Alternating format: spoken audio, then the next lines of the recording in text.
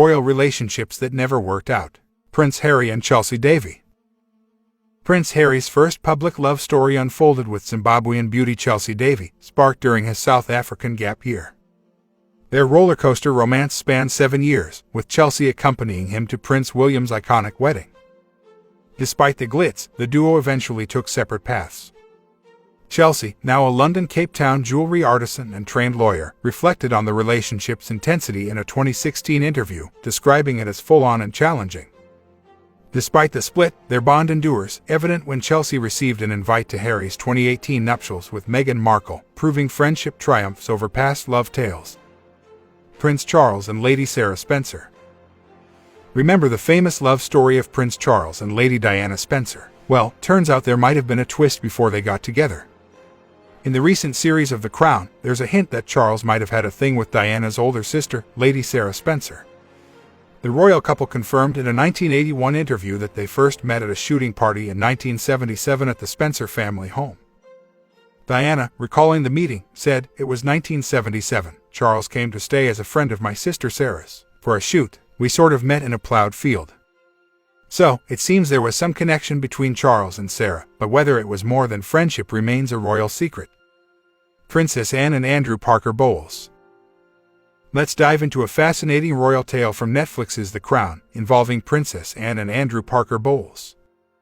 You might know him as the ex-husband of Camilla, the Duchess of Cornwall. In the series, we see Camilla and Andrew in an on-off relationship during her 20s.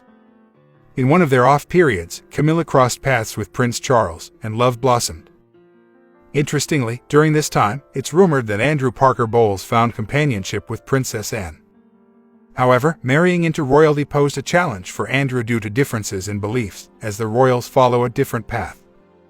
Liddell Smith notes that even after their romantic chapter closed, Andrew and Princess Anne remained lifelong friends. Prince William and Jessica Craig. Believe it or not, before Prince William met Kate Middleton at university in St Andrews in 2001, he reportedly had a few relationships. One of them was with Jessica Craig, also known as Jecka. They crossed paths during William's gap year in 2000 when he stayed at a ranch owned by Jecka's parents in Kenya. Although their romance didn't last, William and Jecka stayed friends. In fact, he attended her wedding to conservationist Jonathan Bailey in Kenya in 2016. The bond with the Craig family endured, and William even attended her brother's wedding in 2008. Princess Beatrice and Dave Clark.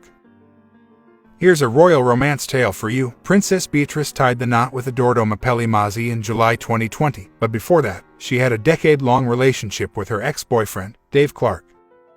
They first met in 2006, thanks to a connection from Beatrice's cousin, Prince William, who knew Dave from their time at St Andrews University.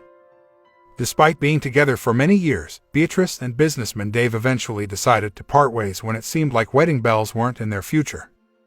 After the split, Dave found love with Lynn Anderson, an advertising executive from New York. Prince Edward and Ruthie Henshaw. In the dazzling realm of showbiz, Ruthie Henshaw spilled juicy details about her past romance with Prince Edward on the adventurous TV show, I'm a Celebrity, Get Me Out of Here. Not just a fleeting affair, their love story unfolded over 5 years.